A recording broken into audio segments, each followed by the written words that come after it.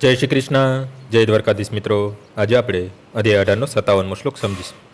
ચેતસા સર્વકર્માણી મયી સંન્યસ્ય મત્પરઃ બુદ્ધિયોગ મુપાશ્રિત્ય મચ્છિતઃ સતતમ ભવ. બધા કાર્યોમાં મારી ઉપર આધાર રાખ અને મારા સંરક્ષણમાં સર્વ કાર્ય કરે. આવી ભક્તિસભર સેવામાં લાગેલો રહી સદા ચિત્તને મારામાં પરોવાયેલું રાખ. જ્યારે મનુષ્ય કૃષ્ણ ભાવના મૃતમાં કાર્ય કરે છે ત્યારે તે જગતના સ્વામી તરીકે વર્તતો નથી. એક સેવકની જેમ તેણે પરમેશ્વરના નિર્દેશાનુસાર કર્મ કરવું જોઈએ. સેવકને તેની પોતાની કોઈ સ્વતંત્રતા રહેતી નથી. તે માત્ર પોતાના સ્વામીના આદેશ અનુસાર કાર્ય કરે છે. સર્વોપરી સ્વામીના આદેશ અનુસાર કર્મ કરનાર સેવક પર નફા નુકસાનની કશી અસર થતી નથી.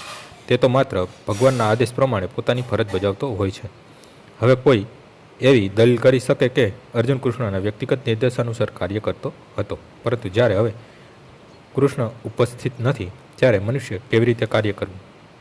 જો મનુષ્ય આ પુસ્તકમાં આપેલા કૃષ્ણના આદેશોને અનુસરી તેમજ કૃષ્ણના પ્રતિનિધિના માર્ગદર્શન હેઠળ કાર્ય કરે તો તેનું પણ તેવું જ ફળ મળશે. આ શ્લોક મત્પરઃ શબ્દ બહુ મહત્વનો છે. તે સૂચવે છે કે મનુષ્ય જીવનમાં કૃષ્ણના સંતોષ ખાતર કૃષ્ણ ભાવનામાં કાર્ય કરવા સિવાય અન્ય કોઈ ધ્યેય હોતું નથી, અને તે પ્રમાણે મનુષ્ય કાર્ય કરતો હોય ત્યારે તેણે માત્ર કૃષ્ણનો જ આ રીતે વિચાર કરવો જોઈએ. કૃષ્ણએ મને આ વિશિષ્ટ કર્તવ્ય કરવા માટે નિયુક્ત કર્યો છે, અને આ રીતે કાર્ય કરવામાં તેને સ્વાભાવિક રીતે જ કૃષ્ણનું ચિંતન કરવું પડે છે. આ જ પૂર્ણ કૃષ્ણના મૃત છે, પરંતુ એટલું ધ્યાનમાં રાખવું જોઈએ કે તરંગીપણે કર્મ કરીને પછી તેનું ફળ કૃષ્ણને સમર્પિત કરવું જોઈએ નહીં. કૃષ્ણ ભાવનામૃતની ભક્તિમાં આવા પ્રકારનું કર્તવ્ય હોતું નથી. મનુષ્ય કૃષ્ણના આદેશો પ્રમાણે કર્મ કરવું જોઈએ. આ અત્યંત મહત્વપૂર્ણ છે.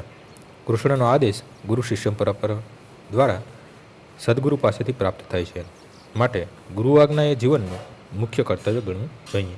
જો મનુષ્યને પ્રમાણભૂત સદગુરુ મળી જાય અને તે તેમના નિર્દેશાનુસાર કાર્ય કરે તો તેના માટે કૃષ્ણ ભાવનામય જીવનની સિદ્ધિ સુનિશ્ચિત હોય છે. આજનો શ્લોક અહીં પૂર્ણ થાય છે. આવતીકાલે ફરીથી સવારે 6 વાગ્યે મળીશું. જય શ્રી કૃષ્ણ.